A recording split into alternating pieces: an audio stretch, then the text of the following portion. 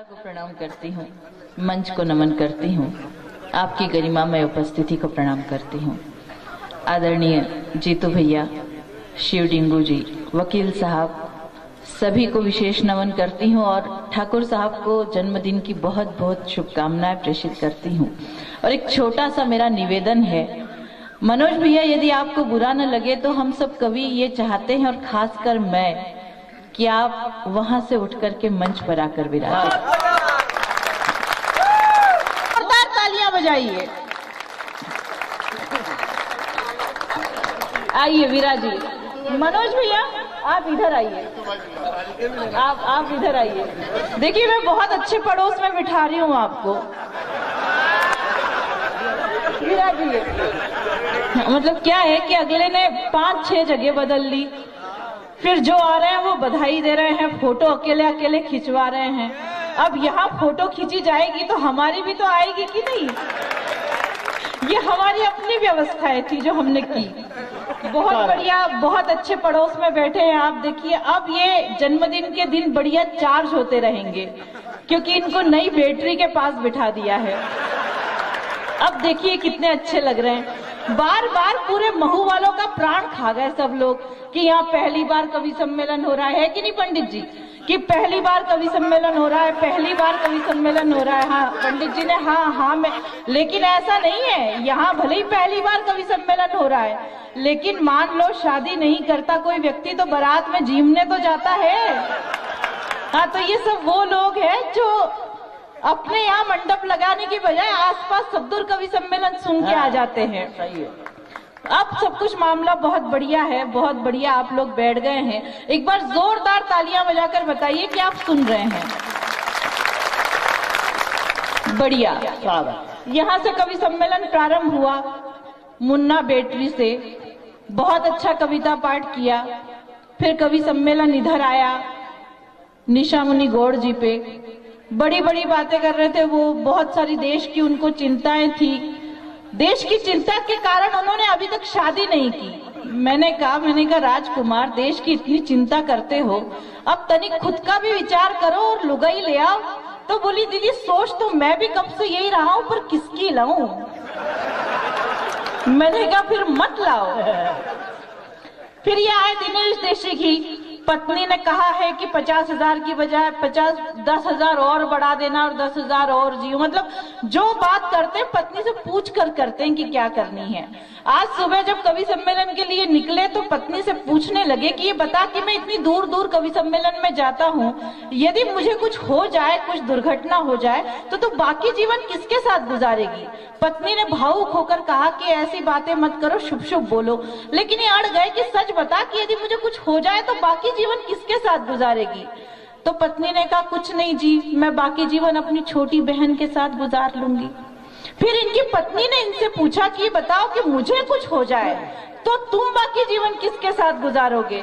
इन्होंने भी वही जवाब दिया, कुछ नहीं, मेरा विचार भी तेरी छोटी बहन। ऐसा बढ़िया मामला है दिनेश देशी जी का। अब आप देखिए, हमारे ठाकुर साहब बहुत अच्छा महसूस कर रहे होंगे। अच्छा, पड़ोस उठकर चला गया। देखिए, मतलब ठाकुर साहब का प्रभाव देखिए आप। मैं पिछले 3 साल से इन्हें शुभकामनाएं दे रही हूँ जन्म दिवस की, और इनसे पूछ रही हूँ कि मनोज भैया कितने साल के हो गए? तो बोले दीदी 26 साल के। फिर दूसरे साल वही, मैंने कहा मनोज भैया कितने साल के हो गए? तो बोले 26 साल के। अब इस साल भी मैंने कहा अपन कितने साल के हो गए ठाकुर साहब? तो बोले 26 साल के। मैंने कहा ये क्या मामला है, 3 साल से तो मैं पूछ रही हूँ और आप बता रहे 26 साल के। बोले कुछ नहीं दीदी, ठाकुर की जुबान दे दी सो दे दी। इतना बढ़िया मामला है। अब ये वो पड़ोस उठकर चला गया है। आप देखिए, बहुत भद्र महिला है, बहुत अच्छी महिला है वो। आदरणीय सुमन जी, बहुत अच्छी कवित्री। एक दृश्य छोटा सा आपके बीच में रखती हूँ, आनंद लीजिएगा। महू बस स्टैंड पर बस खड़ी, बस में एक बूढ़ी काकी चढ़ी। किसी ने जगह नहीं दी, किसी ने सामान रख दिया, किसी ने थैला रख दिया, कोई फैल कर बैठ गया। बूढ़ी काकी 10 मिनट परेशान होती रही, किसी ने जगह नहीं दी। तो ड्राइवर को दया आई, ड्राइवर ने कहा कि काकी आजा, बोनट पर बैठ जा। बोनट पर बिठा दिया। अब बस चली और बस में आदरणीय सुमन जी चढ़ी। अब दृश्य परिवर्तित हो गया। किसी ने थैला हटा दिया, कोई सिमट कर बैठ गया, मैडम इधर बैठ जाइए, मैडम इधर जगह इधर आ जाइए। लेकिन सुमन जी भद्र महिला, इन्होंने मना कर दिया कि मैं खड़े खड़े यात्रा कर लूंगी, किसी के पास नहीं बैठूंगी। लेकिन देखिए साहब गुस्सा कैसे उबाल खाता है। 10 मिनट तक ये सारा दृश्य जब बूढ़ी काकी देखती रही तो अब की बार बूढ़ी काकी के अंदर का उबाल फूटा और काकी जोर से चिल्लाई, बैठ जा बेटी बैठ जा, 10-20 साल बाद तुझे भी बोनट पे ही बैठना है।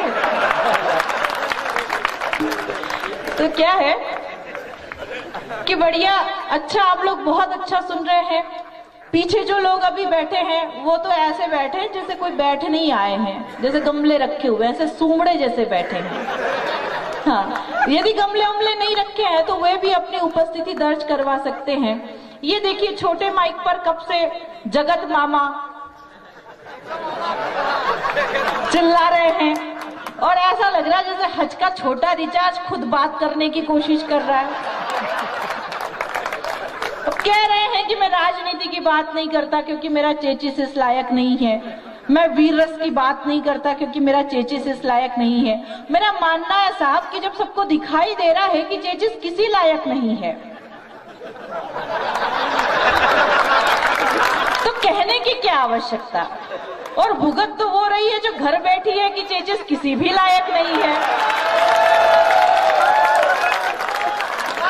मुझे याद आता है कि अतुल ज्वाला पत्नी को लेकर मेले में गए, खो गए तो इनकी पत्नी ने सहेली से कहा कि पति खो गया है, रिपोर्ट लिखनी है। इनकी पत्नी सहेली को लेकर थानेदार साहब के पास पहुंची कि पति खो गया, रिपोर्ट लिखनी है। थानेदार साहब ने कहा कि हुलिया बता दो तो पति को ढूंढने में आसानी हो। अब इनकी पत्नी जो हुलिया बता रही है वो सुनना और इस चेचिस को एक बार फिर गौर से देखना। इनकी पत्नी हुलिया बता रही है कि 6 फुट हाइट, कलर एकदम वाइट, चले तो ऐसे जैसे ऋतिक रोशन, जेब में ढेर सारे क्रेडिट कार्ड, गले में सोने की चेन। वो सहेली ने कोनी मारी, क्या कर रही है, किसका हुलिया बता रही है। पत्नी ने जवाब दिया, जाने दे, गया सो भंगार गया, आए वो तो ढंग का आए। देखो प्रेरणा जी, हमारे यहाँ तो क्या बंगाल में भी कभी कभी सामान ऐसे आ जाते हैं, धो धा के काम में ले तो बरसों तक चलते हैं। आपको देखकर तो ये बखूबी समझ में आ रहा है कि वही काम में लाया जा रहा है। मैं तो खाली ये कहना चाहता हूँ कि हम तो देखो क्या है, इंदौर में रहते हैं, राऊ में रहते हैं, हम मध्य मालवा के लोग हैं। हम तो खाली ये कह सकते हैं कि खुद अपने हाथों आग मत लगा। और समझ में आ जाए तो ताली बजाना कि खुद अपने हाथों आग मत लगा। ये दिल का मामला है, दिमाग मत लगा।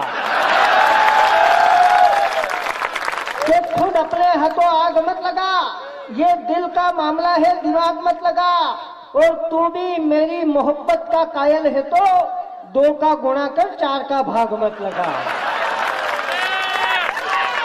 मतलब क्या ऊर्जा आई है आप लोगों में कसम से, जो इतनी देर से नहीं आई। हाँ, और ये सारे पप्पू तो वही सुनने खड़े हैं इतनी देर से। यदि आप चाहते हैं कि मैं चुकाया करूं तो एक बार सचमुच दोनों हाथ ऊपर उठाकर तालियां बजाकर बताइए। अब कौन कहेगा कि यहाँ कवि सम्मेलन पहली बार हो रहा है। खाली मुन्ना ही कह रहा था बस। 4 पंक्तियां आपकी ओर से पढ़ना चाहती हूँ और बताना कि अब की बार आप किसके पक्ष में हैं।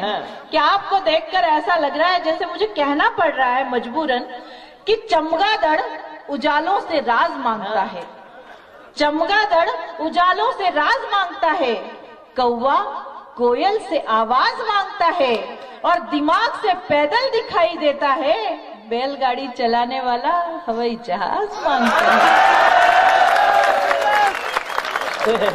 हवाई जहाज। देखो जवाब तो मैं भी बहुत अच्छा दे सकता हूँ।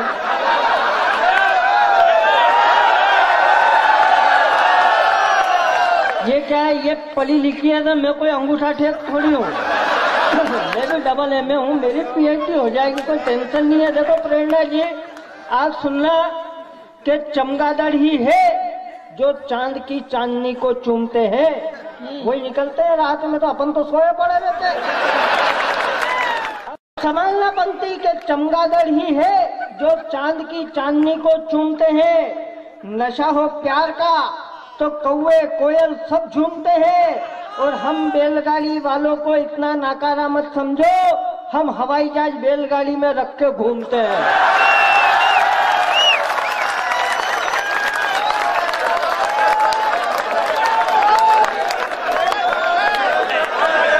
कितने बढ़िया लोग हैं आप, कितने अच्छे लोग हैं। मतलब काका जी आपकी ओर से जवाब दे रही हूँ आपकी बात। हाँ सुनिएगा, आप आपकी ओर से कहना चाहती हूँ कि आपको देखकर ऐसा लग रहा है जैसे जर्जर खंडहर हवेली से सवालात करता है। हाँ। जर्जर खंडहर हवेली से सवालात करता है। मेंढक सूट बूट पहनकर जल परी से मुलाकात करता है। जर्जर खंडहर हवेली से सवालात करता है। मेंढक सूट बूट पहनकर जल परी से मुलाकात करता है। और जिसकी तस्वीर देखकर जुगनू भी डर जाते हैं, वो शख्स आज चांद को पाने की बात करता है। क्या हो कर रहे हो?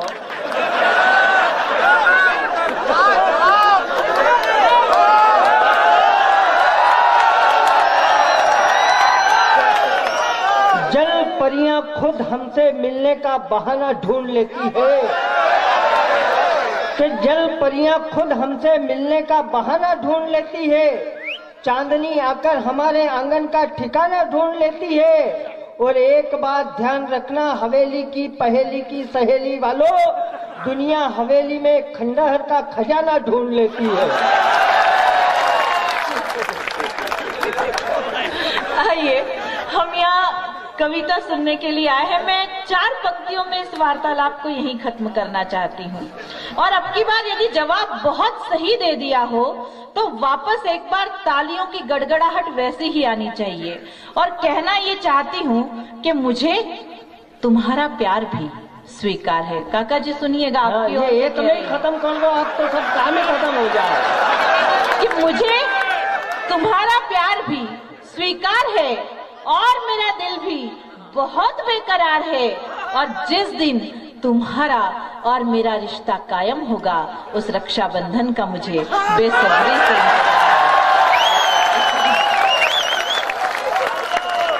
भगवान कसम एक बात तो कहना चाहता हूँ मनोज भैया, यहाँ जन्मदिन तो मना लिया पर यहाँ चुनाव कभी मत लड़ लेना। ये इतने होशियार लोग हैं मऊ गांव वाले कि ये जिसका फार्म भराएंगे उसकी जमानत जब्त करवाएंगे। मतलब मैं आपका वकील बनकर बैठा हूँ, आप मेरी फाइल निपटाने में लगे हुए। देखो इन्होंने कहा बात खत्म करने का, मैं करता हूँ बात खत्म। और गारंटी के साथ 4 पंक्तियां भी नहीं 3.5 पढ़ूंगा, आखिरी की आधी आप बोलोगे। सुनना के प्रेरणा तुम हो बांसुरी अदरों की, मैं अल्ट्रासाउंड बैंड हूँ। और संभालना पंक्ति के प्रेरणा तुम हो बांसुरी अदरों की, मैं अल्ट्रासाउंड बैंड हूँ। तुम हो धर्म पत्नी किसी की, मैं भी एक हस्बैंड हूँ। और सरे महफिल सबको सुनाने से क्या फायदा, तुम भी सेकंड हैंड हो।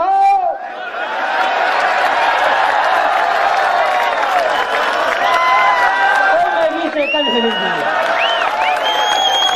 लेकिन ये सारी बातें आपसे जुड़ाने की थी। डॉक्टर प्रेरणा ठाकरे जी को जिन कविताओं के लिए जाना जाता है उनमें ये बातें शामिल नहीं होती है। मैं चाहता हूं कि पूरा सदन एक बार दोनों हाथ ऊपर उठाकर ताली बजाकर इन्हें आदर्शित करें। शर्त केवल इतनी है कि आपके तालियों की आवाज लय के साथ, रिदम के साथ मुझ तक पहुंचनी चाहिए। और कहाँ आहा का ठेका लगाना है, कहाँ चले मोहन प्यारे। अच्छा अपने बंटी भैया ऐसे आ रहे हैं, फिर तो कोई दिक्कत नहीं, उनको रात में ऐसे ही चलने की आदत है, कोई दिक्कत नहीं है। आइए आपकी तालियां मुझ तक रिदम के साथ पहुंचनी चाहिए। और मैं आप शिव भैया, जीतू भैया और आप सबने मुझे पहले सुना है कई बार, लेकिन मैं ये पूरी कोशिश करूंगी कि कोई पंक्ति वापस ऐसी ना दोहराऊं कविता की जो आपने सुन रखी है। और यदि सुन भी रखी हो तो अपने हाव भाव ऐसे बनाना जैसे कभी नहीं सुनी थी। आइए प्रारंभ करते हैं। चाचा जी मैं आपसे ही शुरुआत करना चाहती हूँ। कुछ बातें आपने सुनी है, मैं परिणाम तक ले जाऊंगी, लेकिन शर्त इतनी है कि आपकी तालियां लय के साथ उठेंगी और कहाँ आहा का ठेका लगाना है। आप जानते हैं दूर दूर तक कवि सम्मेलन सुनने जाते हैं। सुनिएगा कि कैसे बैठे हैं चाचा जी, कि चाची जी भी खींचेंगी चाचा जी के कान। इसको ऐसे नहीं सुनते सत्यनारायण जी की कथा की तरह। हाँ, इसमें तालियों की लय चाहिए होती है, तालियों का कीर्तन चाहिए होता है कि चाचा जी भी खींचेंगे चाची जी भी खींचेंगी चाचा जी के कान। घर जाकर होगा अभी नागरिक सम्मान, कवित्री देख रहे हैं। ये आहा का ठेका लगेगा यहाँ। अब आ गई बात समझ में? आदरणीय बहुत अच्छे बैठे हैं आप, बिल्कुल चांद चमक रहा है आपके चेहरे पे, भगवान कसम। और ये चांद तभी चमकता है जब दो महिलाएं एक पुरुष के जीवन में उसके सर पे हाथ फेरती हैं। एक उसकी माँ और एक उसकी पत्नी। जब माँ हाथ फेरती है तो बाल बढ़ते हैं,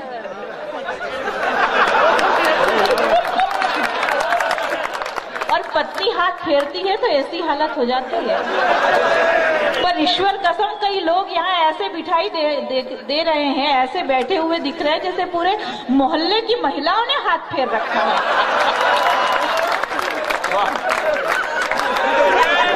तब प्रारंभ करती हूँ, सुनिएगा। और ऐसे ही आपकी तालियों की लय आनी चाहिए।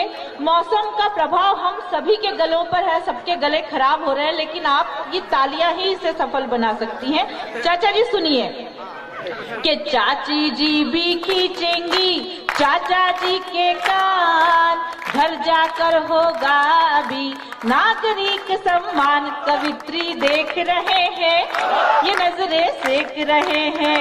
कवित्री देख रहे हैं, ये नजरें सेक रहे हैं। और प्रेम रतन धन पा गए बूढ़े और जवान। प्रेम रतन धन पा गए बूढ़े और जवान। कलयुग में भी कर रहे राधे माँ का ध्यान, कि वारे राधे माई ये मंडली खूब सजाई। कि वारे राधे माई ये मंडली खूब सजाई। और अभी मंच से बात हुई सलमान खान की, लेकिन एक खान साहब ऐसे हुए जिन्होंने कहा कि मेरी पत्नी को इस देश में अब डर लगता है और इसीलिए वो देश छोड़ना चाहते हैं। एक पत्नी वो थी रानी हाड़ी, जिसने अपना सिर काटकर अपने पति को दे दिया कि जाओ स्वामी जंग जीत कर आओ। और एक पत्नी ये है जिसको हमारे देश में डर लगता है। तब निवेदन करना चाहती हूँ, सुनिएगा कि 4 दिन की चांदनी, तालियों की रिदम, तालियों की लय पूरे सदन से एक साथ आनी चाहिए कि 4 दिन की चांदनी फिर अंधियारी रात। आमिर की लुटिया डूबी मान किरण की बात, जो कल था देश का हीरो वो बन गया बिल्कुल जीरो। जो कल था देश का हीरो वो बन गया बिल्कुल जीरो। और जेएनयू में हो रही देशद्रोह की बात, जेएनयू में हो रही देशद्रोह की बात। राहुल गांधी पहुंच गए देने उनका साथ, कि जनता पीटे माथा कि रोती भारत माता। ये जनता पीटे माथा कि रोती भारत माता। और 10 जनपद के द्वार पर राहुल खड़े, 10 तालियों की लय आनी चाहिए कि 10 जनपद के द्वार पर राहुल खड़े उदास। समझाती है सोनिया हो जा पप्पू पास, चली मोदी की आंधी करे क्या राहुल गांधी। चली मोदी की आंधी करे क्या राहुल गांधी। और 56 इंची सीने को गीदड़ आंख दिखाए, 56 इंची सीने को गीदड़ आंख दिखाए। अच्छे दिनों मोदी जी कहो कहाँ से आए, कि छोड़ो अब लाचारी युद्ध की करो तैयारी। कि छोड़ो अब लाचारी युद्ध की करो तैयारी। आंदोलन समाप्त। एक बार जोरदार तालियां बजाकर बताइए कि आप मुझे सुन रहे हैं। केजरी ये झाड़ू वाला। ऐसे थोड़ी, अब तालियां उठनी चाहिए। आपके मन की बात और नई बात करना चाहती हूँ। केजरी ये झाड़ू वाला करता है गड़बड़ झाला। केजरी ये झाड़ू वाला करता है गड़बड़ झाला। केजरी ने ले ली सबकी जान, हाय रे समस्या की दुकान। केजरी ये झाड़ू वाला करता है गड़बड़ झाला। केजरी ने ले ली सबकी जान, हाय रे समस्या की दुकान। आया है देखो कैसे मोदी पे वार लेके, बिहारी लालू जी की अखियों का प्यार लेके। धरने पे बैठे ये तो पूरी सरकार लेके, धरने पे बैठे ये तो दिल्ली सरकार लेके। चेला ये अन्ना वाला लगता गिरगिट की खाला। चेला ये अन्ना वाला लगता गिरगिट की खाला। गिरगिट ने ले ली सबकी जान, हाय रे समस्या की दुकान। केजरी ये झाड़ू वाला करता है गड़बड़ झाला। केजरी ने ले ली सबकी जान, हाय रे समस्या की दुकान। मुफ्त का बिजली पानी, मुफ्त का वाईफाई, मुफ्त का बिजली पानी, मुफ्त का वाईफाई। और इवन नियम ने मचाई त्राही त्राही। दिल्ली की जनता बोले सीएम मिल गए हर जाई। दिल्ली की जनता बोले सीएम मिल गए हर जाई। खांसी चलती है खरखर ऊपर से डाले मफलर। खांसी चलती है खरखर ऊपर से डाले मफलर। खाए मजे लेके पान, हाय रे समस्या की दुकान। केजरी ये झाड़ू वाला करता है गड़बड़ झाला। केजरी ने ले ली सबकी जान, हाय रे समस्या की दुकान।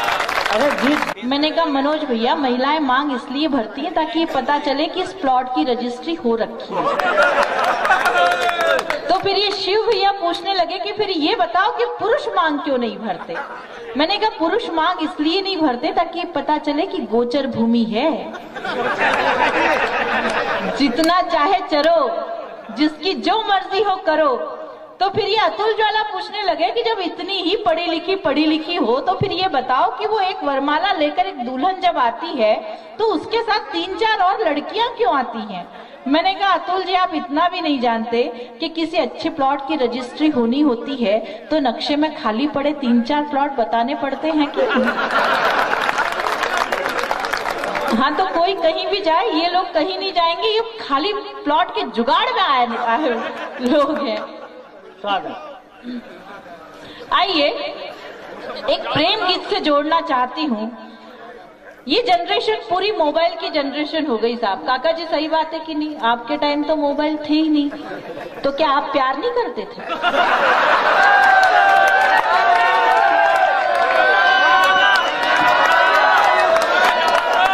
पर ये काका जी ये सब मोबाइल वाले बच्चे हो गए, मोबाइल वाले पप्पू हैं। मतलब ये क्या है कि ये प्यार करते हैं और कई पप्पू ऐसे हैं इस वार्ड क्रमांक 13 में जो अपने गर्लफ्रेंड के मोबाइल में बैलेंस डलवाते हैं।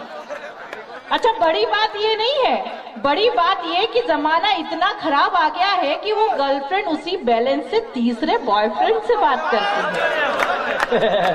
ये सारे वही पप्पू हैं।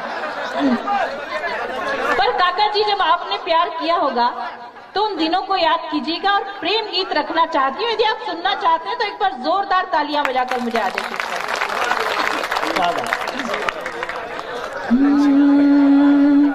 पल पल काटवा में हो रही मुश्किल,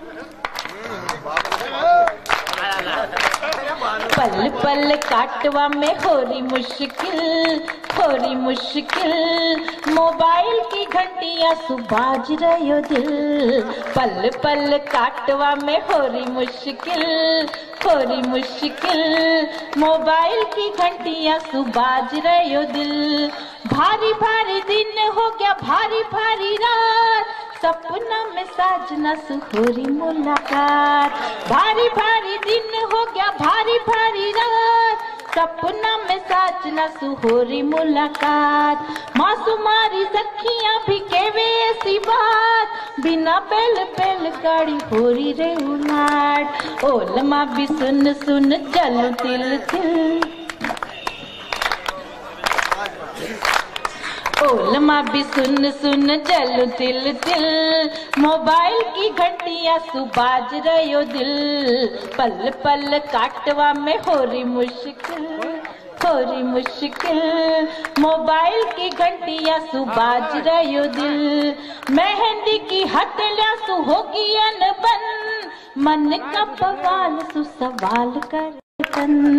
मेहंदी की हथेलियां सु होगी अनबन, मन का बवाल सु सवाल करे तन।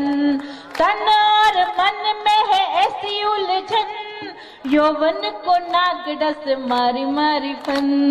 रंगीला तन ढोला झट आके मिल, झट आके मिल, रंगीला रतन डोला झट आके मिल, झट आके मिल। मोबाइल की घंटियां सुबाज रहो दिल, पल पल काटवा में हो रही मुश्किल, पल पल काटवा में हो रही मुश्किल, हो रही मुश्किल। मोबाइल की घंटियां सुबाज रहो दिल।